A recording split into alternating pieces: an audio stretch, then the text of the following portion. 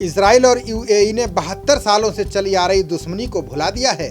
दोनों देशों ने ऐतिहासिक शांति समझौते पर हस्ताक्षर किए हैं। इस डील को मुकाम तक पहुंचाने में अमेरिकी राष्ट्रपति डोनाल्ड ट्रंप ने महत्वपूर्ण भूमिका निभाई है।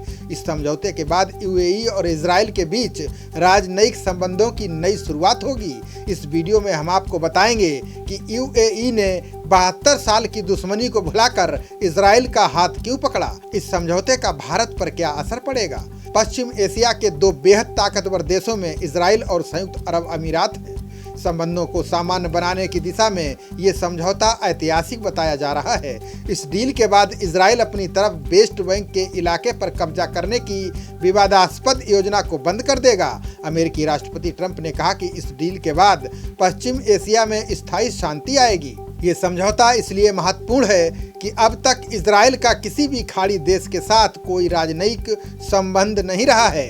इस डील के बाद फलस्तीन के नेता आश्चर्य में हैं। फलस्तीन के राष्ट्रपति महमूद अब्बास के प्रवक्ता ने इस डील पर बयान जारी किया। उन्होंने कहा कि ये डील उनके साथ एक धोखा है। यही नहीं, फलस्तीन ने विरोध स्वरूप यूएई से अपना राजदूत वापस बुला लिया है। वर्ष 1948 में स्वतंत्रता के बाद इजराइल की ये अरब देशों के साथ तीसरी डील है। इससे पहले इजराइल ने मिस्र और जॉर्डन के साथ समझौता किया था। ट्रंप ने कहा कि अब रिश्तों पर जमी बर्फ पिघल गई है। मैं आशा करता हूं कि अब अरब और मुस्लिम देश यूएई के रास्ते पर चलेंगे। अमेरिकी राष्ट्रपति ने कहा कि इस समझौते पर आने वाले कुछ सप्ताह में व्हाइट हाउस में हस्ताक्षर होंगे। इस समझौते के बाद इजराइल के प्रधानमंत्री नेतन्याहू ने कहा कि उन्होंने वेस्ट बैंक पर कब्जे की योजना में देरी कर दी है। अभी इजराइल ने इसे छोड़ा नहीं है। इस कब्जे के बाद वेस्ट बैंक का कुछ हिस्सा आधिकारिक रूप से इजराइल का हिस्सा होगा। नेतन्याहू ने कहा कि इजराइल यूएई की कोरोना वैक्सीन बनाने में मदद करेगा। इसके अलावा ऊर्जा, पानी, पर्यावरण संरक्षण और कई अन्य क्षेत्रों में सहयोग करेगा। इसके अलावा दोनों देश अबू धाबी से तेल अवीव पर फ्लाइट की शुरुआत भी करेंगे। इससे यूएई के मुसलमान यरूशलेम के ओल्ड सिटी में अल अक्सा मस्जिद जा सकेंगे। विश्लेषकों का कहना है कि इस डील से चुनावी बेला में ट्रंप को विदेश नीति के मोर्चे पर जीत मिली है। इस समझौते से इजराइल के प्रधानमंत्री बेंजामिन नेतन्याहू को भी मजबूती मिली है। इन दिनों नेतन्याहू भ्रष्टाचार के आरोपों से घिरे हुए हैं। पश्चिम एशिया के बदलते हुए घटनाक्रम में यूएई ने इजराइल के साथ डील की इच्छा जताई। यूएई को आशा है कि विदेशी और घरेलू मोर्चे पर अगर कोई संकट आता है तो अमेरिका उसकी मदद करेगा। इसी वजह से उसने फलस्तीनी लोगों को दरकिनार करके इजराइल के साथ दोस्ती का हाथ बढ़ाया है।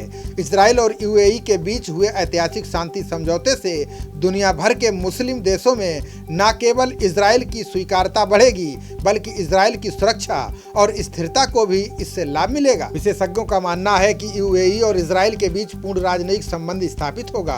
दूतावास बनाया जाना और व्यापार की सुविधा शुरू करना एक महत्वपूर्ण कदम है। भारत का इजराइल और यूएई के साथ अच्छे संबंध रहे हैं। पहले भारत को दोनों देशों के बीच दुश्मनी के कारण अलग अलग नीति पर काम करना होता था। दोनों देशों के बीच राजनयिक संबंधों के मायने अलग अलग थे। अब ऐसा नहीं होगा। भारत को इस दोस्ती से अच्छा फायदा मिलेगा। भारत को तेल के क्षेत्र में आसानी होगी। इस डील के बाद आर्थिक, सुरक्षा और साइंस के क्षेत्र में भारत दोनों देशों से सीधा फायदा ले सकता है।